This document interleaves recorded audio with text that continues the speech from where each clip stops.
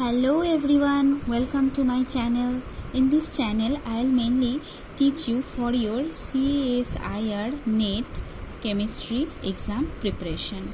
Okay, so I'll take some topic each day and discuss the previous year questions, and side by side I will explain all the basic concept involved in that particular topic. Okay, so let us start with VSEPR theory today. So every year question comes from this topic, so I generally choose those topics from where you will get question in every year. Okay, so let us start one question from June 2011. Okay, so one question was given where this molecule was given SF4 BF4 minus, HCF4 and ICL4 minus. Here you have to find out which central atom has two lone pair of electrons.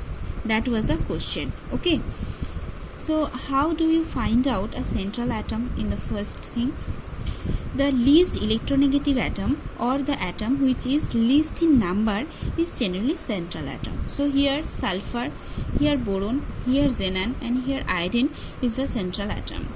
Next, what you need to know properly is the Lewis dot structure, how to draw, which follows the octet rule. Okay, so for that you have to calculate the total valence electron. How? See, for SF4 molecule, if we take the first case, sulfur is having 6 valence electron because it is a group 16 element, and fluorine has 7 valence electron and 4 are there. Okay, so it will be like this. So it will be 34 electrons total. After that, what you have to do is draw the sulfur atom in the middle and then fluoride atoms surrounding it, and you have to make one sigma single bond between them first. Then you have to fulfill the octet of the atoms. Generally you have to fulfill the atoms which cannot exceed its octet. So here fluorine cannot exceed. Why I am telling this? Because third row elements, generally sulfur, phosphorus, they can extend their octet, that we have read in as an exception for Lewis dot structure. No, therefore here first we will draw, then we have to fill out the octet of the surrounding atoms. Okay, like this. Now here you can now calculate that all are having 8 electrons. See, one fluorine, 1, 2, 3, 4, 5, 6, 7, 8. Sulfur is also having 8 electrons, 1, 2, 3, 4, 5, 6, 7, 8. But now after this bond formation, how many valence electron is there total? See here, 8, total 8. This one is also forming 8, like this, 8 and 8.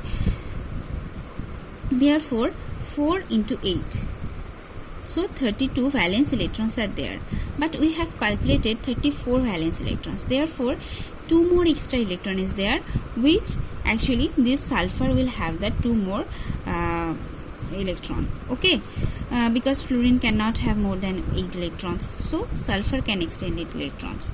Therefore in this SF4 molecule, sulfur is having 1 lone pair, so this is not our answer. Now let us check for the BF4 minus molecule. So here boron is having 3 valence electron and 7 valence electron for fluorine and 1 negative charge, so we have to add 1. Okay, so it will be 32 electrons. No, now you have to draw the structure. First boron and then 4 fluorine here and here. Join them by one single bond first, then full make the octet. Okay, now here total electrons are again 4 into 8, 32 electrons. Okay, so it is matched with this one. But here one thing we have to see, that one minus charge is there, no? So which atom has this minus charge? Fluorine or boron? Okay, so you can find out this formal charge by seeing that after bond formation, here boron is having 4 electron with it, but generally boron has 3 valence shell electron. So but here 4 is there. That means we will put one negative charge on boron, which is called as formal charge. This called, okay. Therefore, but here boron is not having any lone pair of electron. Therefore, this is also not our answer. And then next is XCF4. Okay. So here xenon has 8 valence electrons, then 7 into 4, 36 electrons will be there. Now draw xenon, then fluorine, fluorine, fluorine, fluorine. Make 4 bonds, fulfill the octet. Okay. All are having 8 electrons. Now calculate. So we have to put 4 more electrons. That will put around xenon. Xenon will have 2 lone pair here, because fluorine cannot extend into octet. Therefore, xenon will have 2 more extra electrons, which will be, so it is our one of the answer. Now next we'll check ICl4 minus. So iodine has 7 valence electron, then 4 into 7 and plus 1 because of the negative charge, 36 electrons here also. Okay, now draw iodine, and then chlorine, chlorine, chlorine, chlorine, and 4 bonds, then fulfill the octet. So here also, see here also 4 electrons, you have to put more 4 electrons, so it can be iodine can have 2 more pair of electrons. So this is also our answer. This way we can find out how many electron pairs are there. Okay, we'll go to the next question now.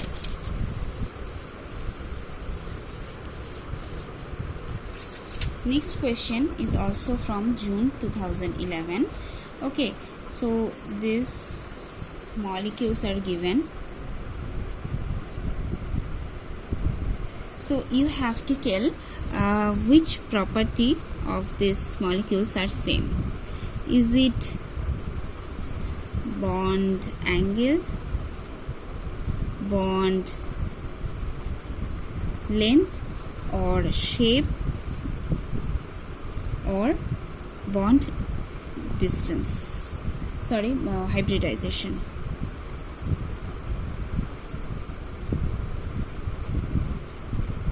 Which factor is same for all these 3 molecules? Now if we draw Lewis-Dot structure, I think now you already know how to draw. Then oxygen will have 2 lone pairs. Okay. And ammonia will have 1 lone pair. And CH4 will not have any pair of electron. Okay. Now what will be the hybridization? So we finding out hybridization,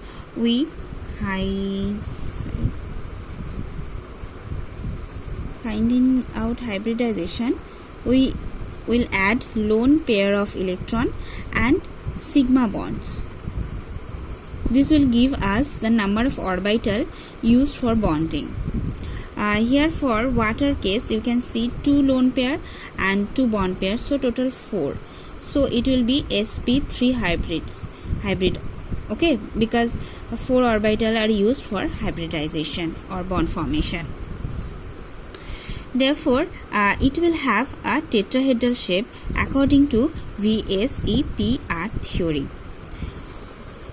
VSEPR theory gives the structure of a molecule which will have minimum repulsion between its valence electron.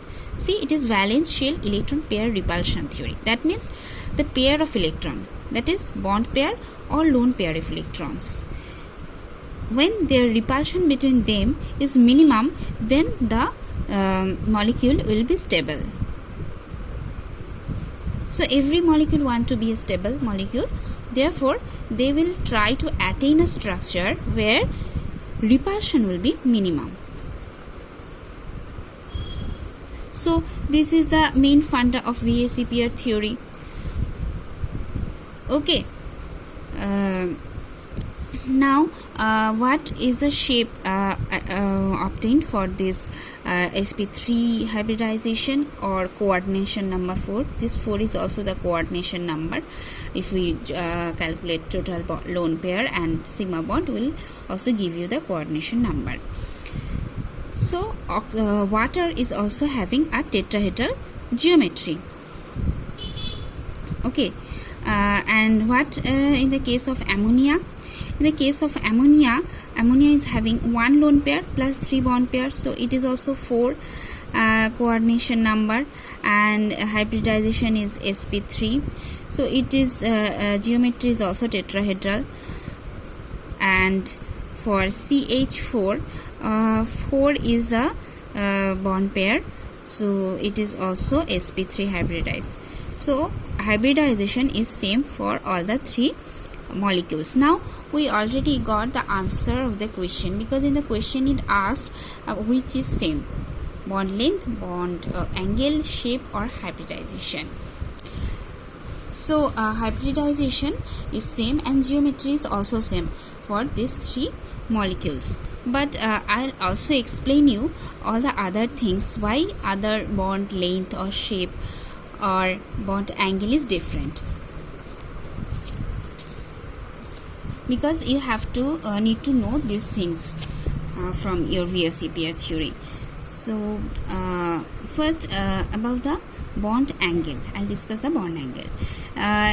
If I discuss here the bond angle, the first point or postulates of VSEPR theory tells us that lone pair repulsion is maximum than lone pair bond pair repulsion, and it is more than bond pair repulsion. So a molecule can have a lone pair of electron and bond pair of electron, like water.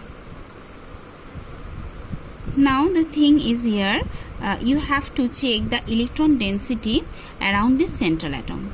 First you have to find out the central atom. Now you have to find out the electron density around this central atom. Lone pair of electron is only attracted by this central atom, and the bond pair of electron is shared between 2.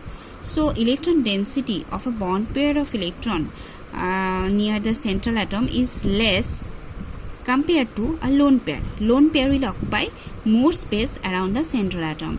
Therefore, if they occupies more space, their repulsion between them will be more. So lone pair repulsion will be the maximum. Then will come the repulsion between a lone pair and a bond pair. Then the bond pair repulsion will be the minimum. Now I think you understood the reason. Because of this repulsion, because the lone pair are repelling these bond pairs, then HOH bond angle will be almost around 104 degree. Okay, but in tetrahedral geometry or tetrahedral hybridization, sp3 hybridization, what is the ideal bond angle? It is 109.5 degree. This is the ideal angle. If all the bond angles is same, then this bond angle is obtained. but here due to greater repulsion of the lone pairs, the bond angle is shrinked. This bond angle decreases, okay, because the repulsion comes from both sides, so the bond angle decreases. Now in case of ammonia, it is having only one lone pair, therefore there the lone pair repulsion is absent here. Here you can find a lone pair and a bond pair repulsion, and other is bond pair repulsion, okay. So here repulsion will be less of this one lone pair, therefore H and H bond angle will be around 107 degree. So it is more bigger than the HOH bond, because here two lone pair, here one lone pair. But for CH4 case, that is methane, that case you can say all are bond pair, and all the substituent atom is also same. The atoms which is bonded with the carbon is also same. Therefore this bond pair and this bond pair repulsion, magnitude of this repulsion and magnitude of this repulsion is same. If they repel at the same magnitude to each other, then they will have the ideal angle, that is 109.5 degree. Okay, that's why the angles are different for three different molecules. Now what will be the shape? What about the shape? I told that geometry is same, all is having tetrahedral geometry, okay, but shape are different. This water is having angular shape, and ammonia is having trigonal pyramidal shape, okay, and this methane is having a tetrahedral shape. Why shape is different than geometry? When we talk about the shape of a molecule, then we don't consider the lone pairs of electrons, okay, because lone pair of electrons cannot be detected by X-ray. We find out structure of any compound by X-ray. X-ray cannot interact the lone pair of electron because only the electron density is very small. That case X-ray cannot interact and cannot show us that lone pair of electron. Therefore here if we exclude these two lone pair, water will have an angular shape, and for ammonia, if we exclude this three hydrogen is one plane and hydrogen is up to that plane. It's like pyramid shape. You know how pyramid shape looks like. So it is trigonal pyramidal, and this is tetrahedral. So shape is also different. And now the last thing is bond length or bond distance. So bond distance will be different for all the different, because in the water case OH bond is there, for ammonia NH bond is there, and for methane CH bond is there. So the size of oxygen and then nitrogen and carbon is not same, because carbon going from carbon to nitrogen to oxygen, size decreases. You know, in the periodic table, carbon, nitrogen, oxygen going from left to right, size decreases. If size decreases, then bond distance will obviously decrease, because you know, from the atomic radius will decrease, and bond distance will also decrease. Okay, so we are also done with this question also. So next day I will upload another video where we will discuss more questions on this. For today this only. Okay, so thank you.